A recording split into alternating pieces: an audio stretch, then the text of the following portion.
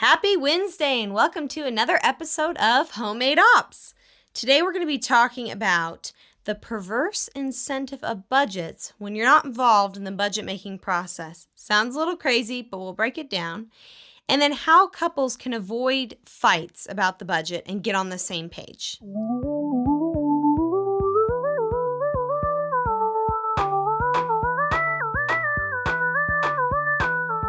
All right, news for you today is a little different than our usual. We're looking for your advice because we've been struggling for about almost 4 weeks now probably to buy a dresser. It's been rough. We're trying to get a dresser for our bedroom and we found the one we want on IKEA, but we literally cannot buy it from them. I have tried to do the click and pick up in the store. I've tried to contact their customer service, and every single day they say, we're full of orders. We can't take your order. It's driving me nuts. So when it comes to the news for you, when it comes to shopping, obviously over the last several months, there's been some changes. And so a lot of stores that were not prepared for these changes because of COVID-19 and pandemics and all this other stuff, and also with this kind of mini trade war, this Cold War with China right now, trying to figure out how that's going to work. Well, a lot of different retailers are having some troubles getting supply and also setting up their sites. Well, IKEA was actually in the news recently because actually in the Wall Street Journal, listen to this, IKEA can't reopen stores fast enough after flubbing online orders. So they're losing a lot of business. They're actually the world's largest retail store, furniture store, that is. And we have one right next to our home, and we've been trying to order from them for weeks now, and we can't even. They have this weird system. What is it, Kimberly? It's like where they you order online and pick up in store, but they limit the amount of orders per day. And a lot online. of times it won't even be open per day. So you don't buy it and then get a pickup slot. They just say, sorry, we can't take any more orders today. Like, please take our money. We want a dresser. We made the mistake of selling our old dresser online. And it sold fast because we thought, we picked out the one we want on IKEA. And then now we have no dresser and all our clothes all over the floor. We can't find a good furniture, or we can't find a good dresser that's about the same price. So so here's some news for you, okay? When you're shopping at IKEA in the next few days, if you get in, good. Don't click lucky. off the website. So that's your news for you, because right now they're still trying to fix their online system. And I was reading the article, and the issue that they were having was they weren't prepared for a pandemic like this. So typically they don't have as many online sales. They have a lot more people coming into the stores. And so they weren't expecting this huge influx of people jumping over to their store. So if you're dealing with IKEA and their furniture mishaps and their crappy website, well, just hang tight. Try looking for other options, but if you can't find any, then just know that they promise they will in this article, but they promise that they're going to have their online presence a little bit more active in the future, especially as they get more stores opening. So just kind of keep that in mind when it comes to the online store.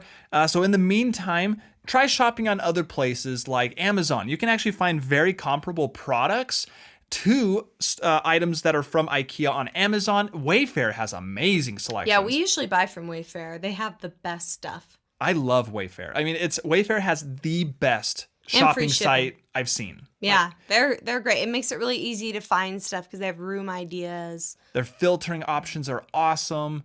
So Wayfair, when it comes to furniture, has definitely the best formula, or at least the website is the prettiest. It's the easiest to find things.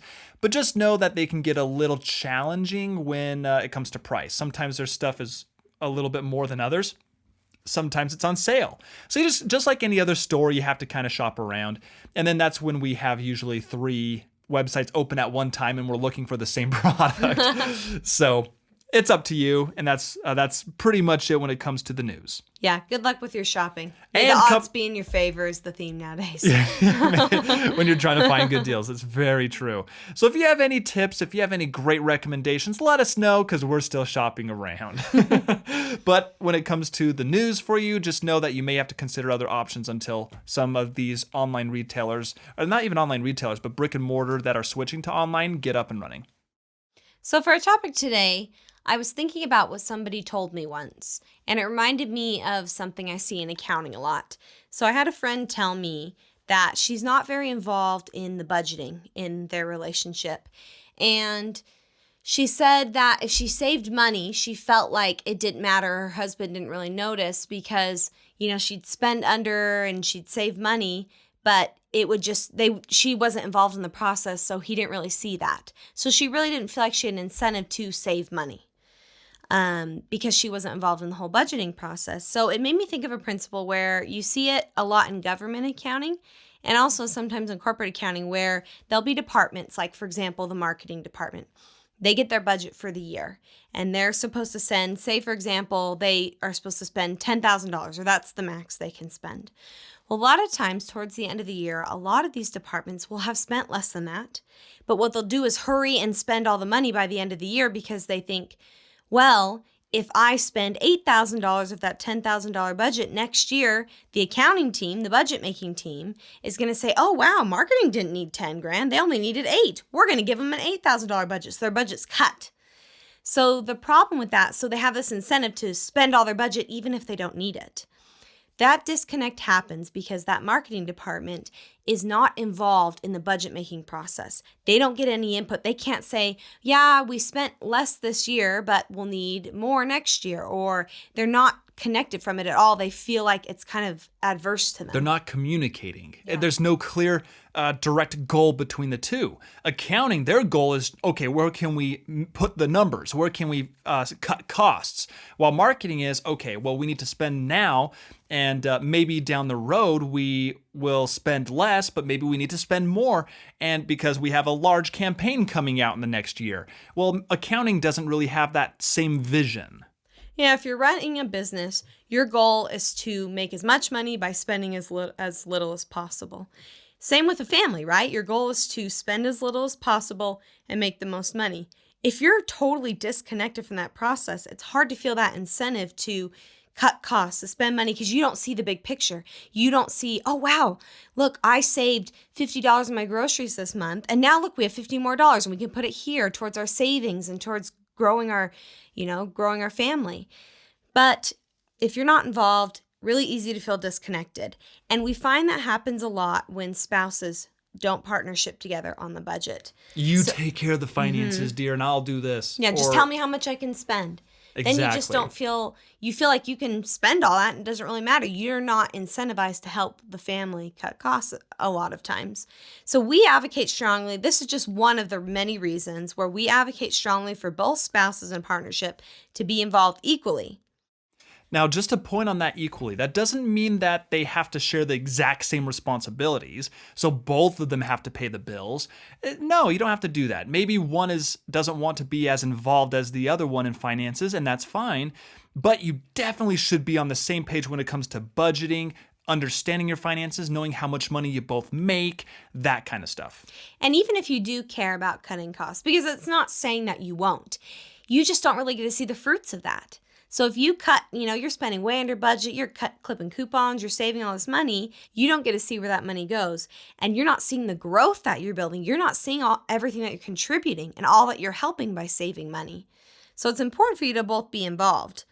Now, there's a point that Kimberly said that I actually really like, and that is the whole point that expectations change. Right?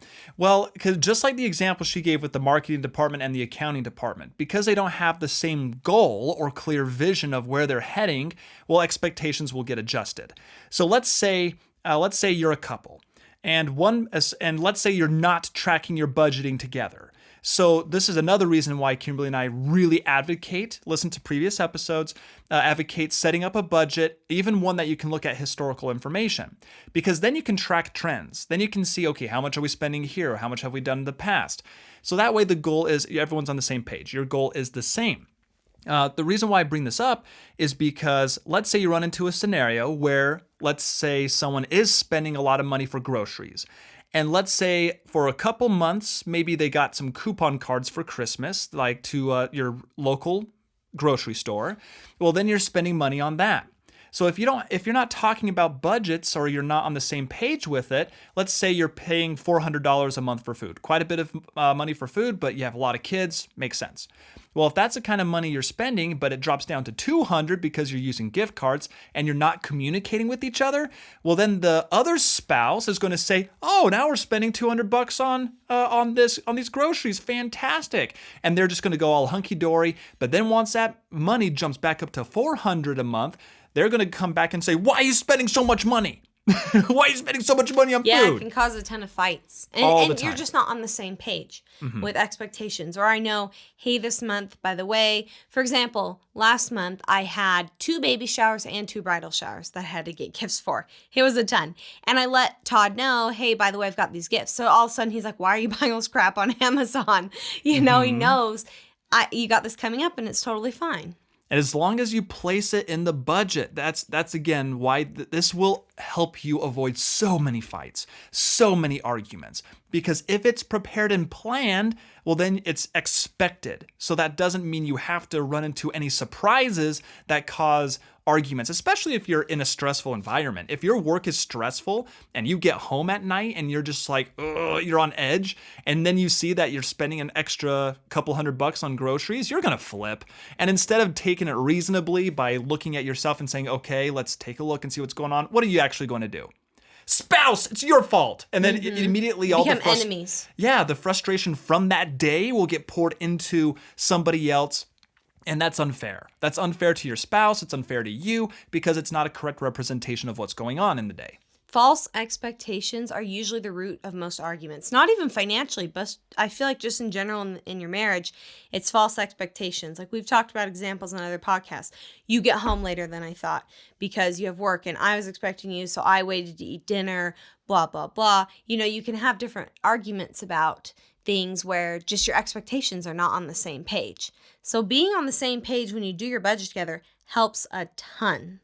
Now, there's nothing wrong with having a divide. If you want to divide your responsibilities, in fact, that's what Kimberly and I do. So Kimberly and I, when we do our finances, we do them together, but we have different responsibilities. So I take care of the bills, and then Kimberly's going to take care of all the different credit card expenditures and reconcile the different bank accounts that we have. So we have different segregation of duties, and even if one person isn't as financially savvy and don't want to be, well, still include them in the discussion. Show them the sheet, show them the budget, show them how much you want to spend. So that way you're just on the same page. And if the other person is on board, guess what? They're going to feel important. They're going to feel like okay, I'm included in the conversation. I know what our goal is. And you'll find that this will help tremendously. Plus, you get the added benefit of when you do find a good deal or save money, it's extremely fun to brag to your spouse. And then you get the kudos for that. You know, like when I was buying all those gifts for the showers, I told Todd how, wow, I bought a lot of these with our credit card points, so look at how much I cut down the budget. You get to praise each other for that. Yeah, it's you fun. get to see the joy of, hey, look what I did for our family, and you get some recognition for that, which goes a long way.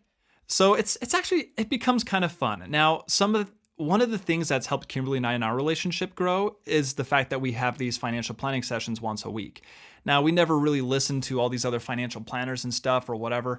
A lot of them actually recommend you do that, but we just started doing that naturally. And that was something that really helped us out from the get-go because I think we did that starting off in our first couple weeks of marriage even. Yeah, right when we got married, we started it, and it's been great. So definitely really good. And actually, there's kind of a funny story about Kimberly's parents when it comes to this, and we love them so much. And Kimberly's parents, hopefully they don't mind us sharing this story. Kimberly's parents, so Kimberly's mom does a lot of the actual budgeting, purchases, and that sort of stuff. And Kimberly's father, he does that sometimes too, but he mainly is just trying to focus on bringing the family money, just working, bringing the family money.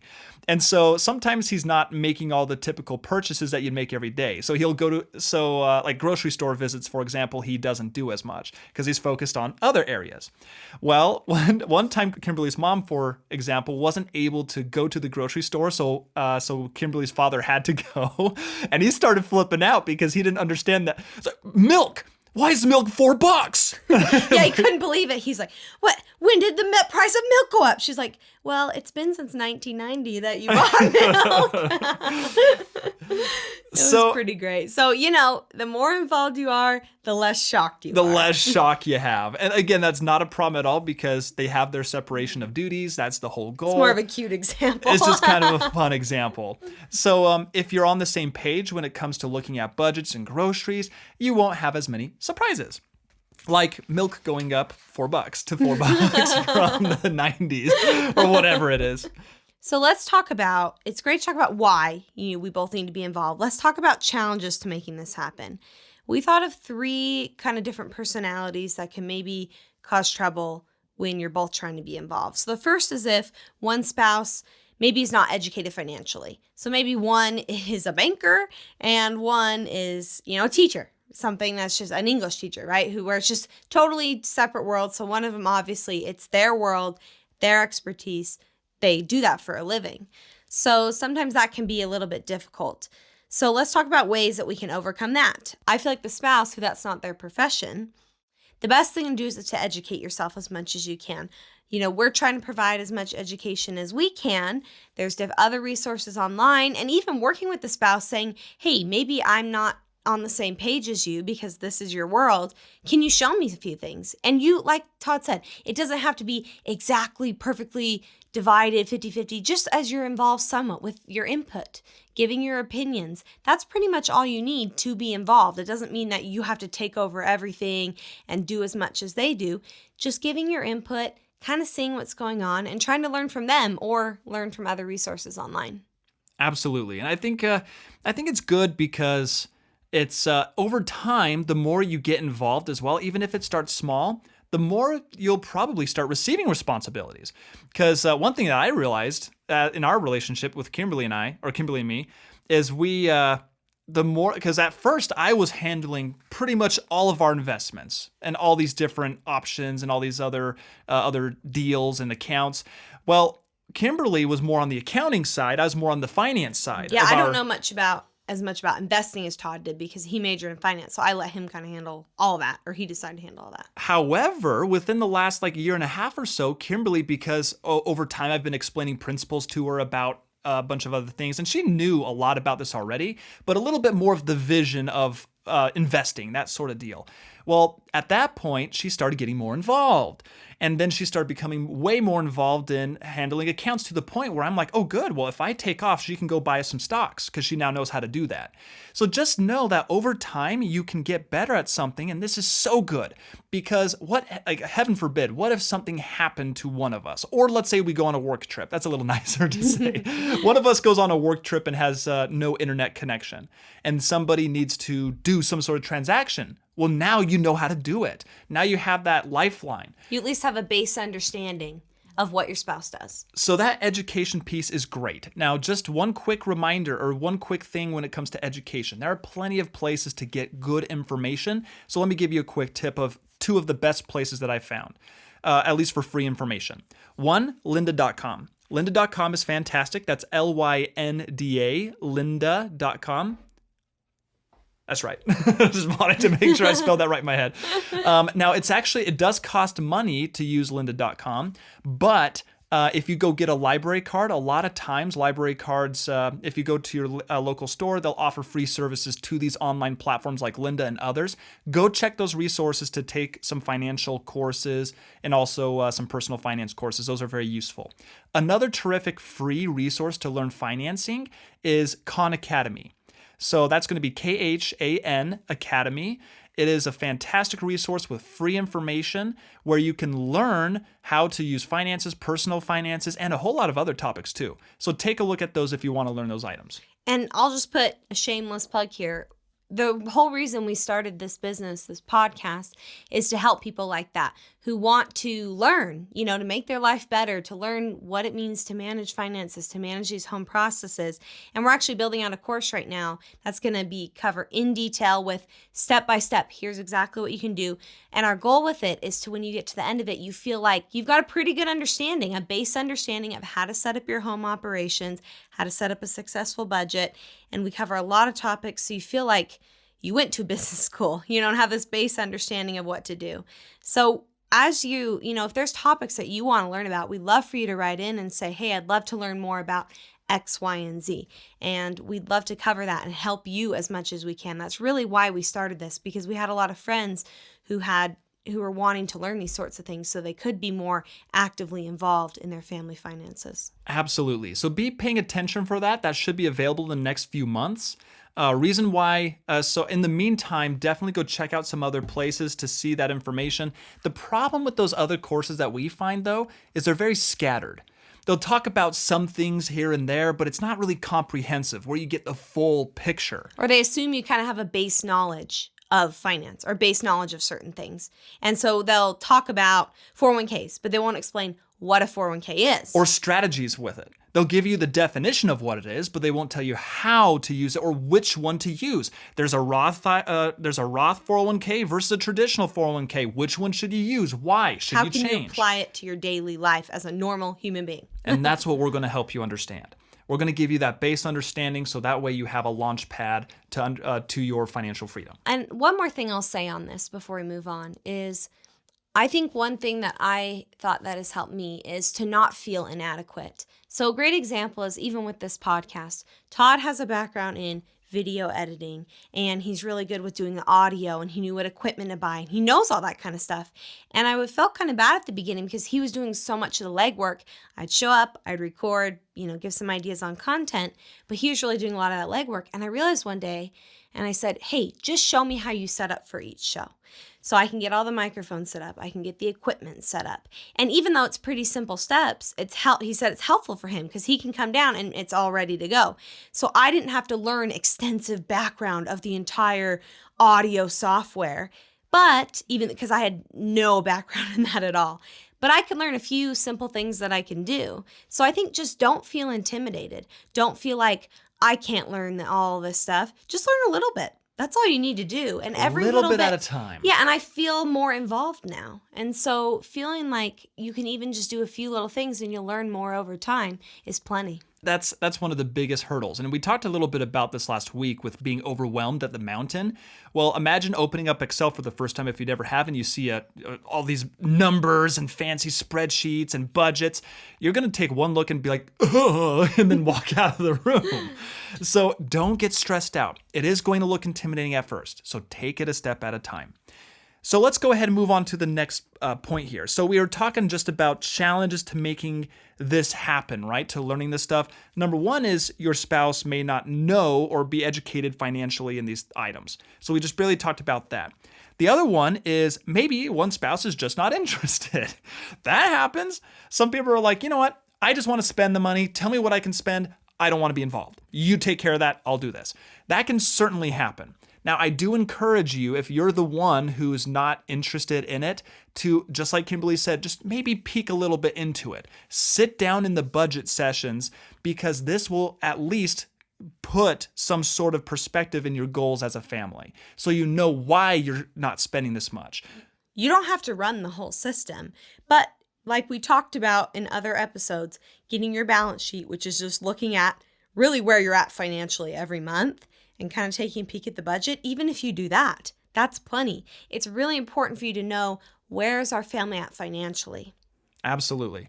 So just kind of keep that in mind. Take a look at that and I know it may not be of anything of interest, but try just to sit down, even if it's for 5-10 minutes and just look over your balance sheet, your income statement, or your budget sheet, whatever you're doing. Just look at it with your partner, your spouse, so that way you can at least be on the same page of your goals and see, oh, this is why.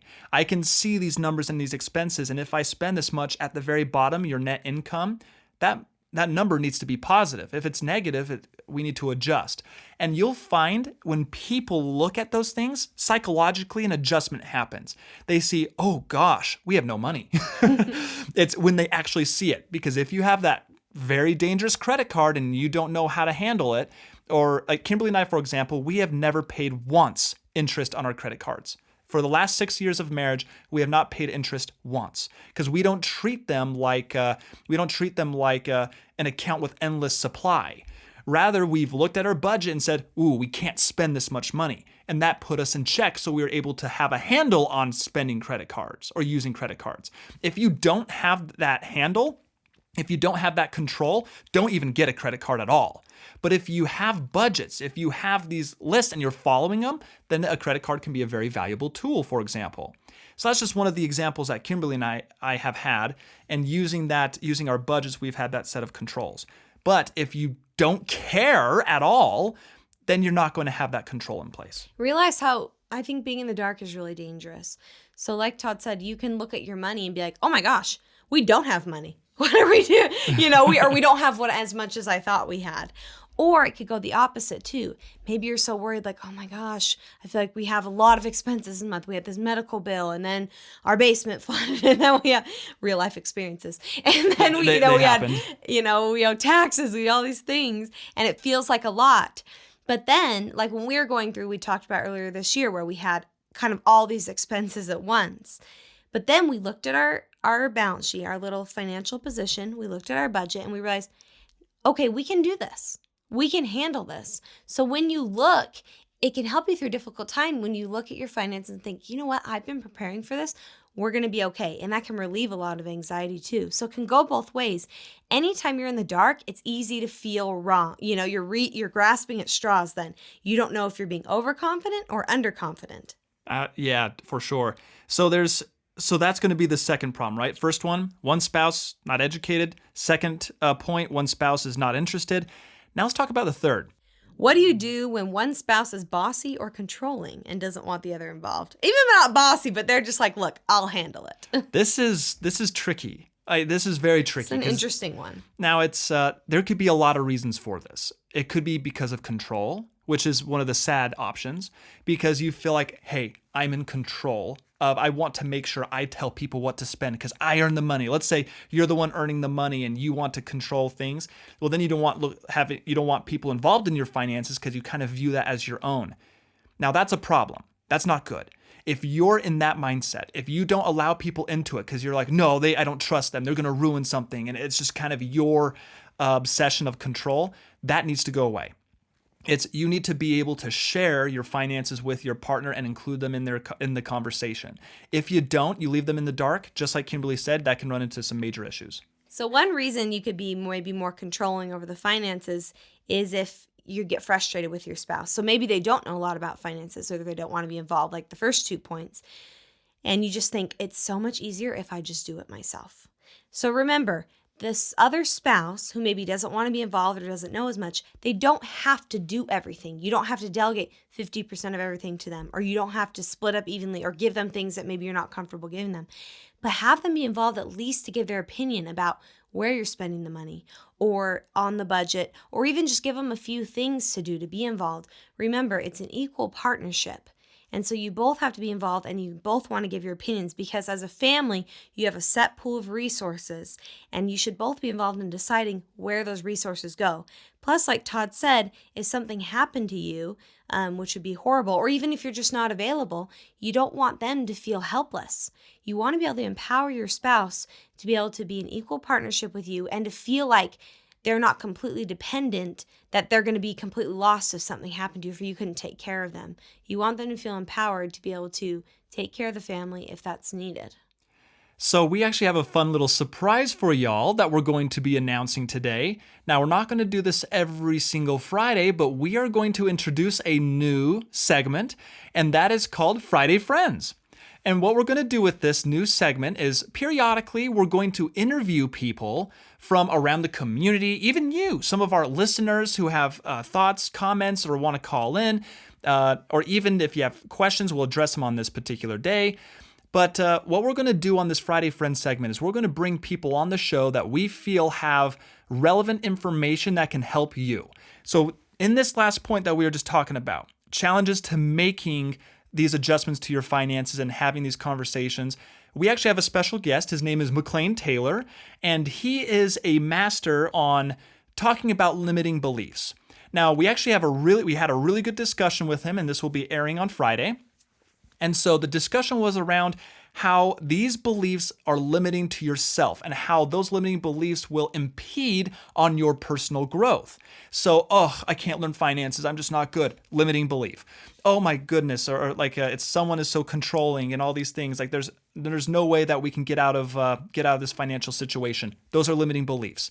And so in this conversation, he talks on a broad level. He'll talk on the broad level so you can apply this to other aspects of your life, not just finances, but we actually have a conversation discussing how to recognize these limiting beliefs in your life. And then at the end of the conversation, we talk about them in more specifically around finance, how you can have conversations with your partner or spouse in an effective manner and way so that way you're not confrontational. One of the biggest problems that we have when it comes to discussing finances is it turns out into a fight, turns out into an issue. And then hopefully, unfortunately, these events downstream can cause terrible results like divorce and other sad things as well. Verbal abuse, whatever it is. So in our conversation with McLean, we discuss a little bit about those and how we can overcome limiting beliefs and have good conversations with our partner and spouse and present them in a way that doesn't cause as much negative conflict. So here's a quick little sample, a little bit about what we talked about on Friday. Because we make decisions emotionally, and words are just emotions that are labeled, that means semantics in our beliefs are everything. How you word your beliefs is very important.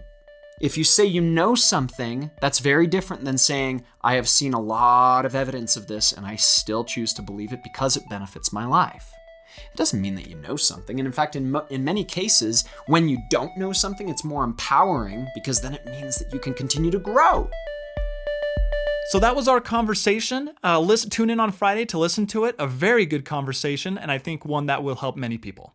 So our weekly meeting action item, this is the item we want you to work on this week, is going to be around becoming involved. If you and your spouse are not equally involved, if you have a spouse, figure out why. Why am I not involved? Or why is my spouse not involved? And then take a few minutes to sit down together and make a plan for how you can work things out.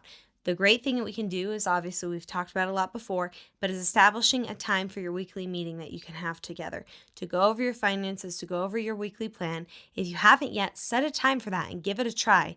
Try and identify why one of you isn't involved and make a plan about how you can fix that going forward. So thanks for joining us today. We'd love to hear your thoughts about our topic today. Write us on Instagram or Facebook, and we'd love to catch you next time. Thanks so much for joining us.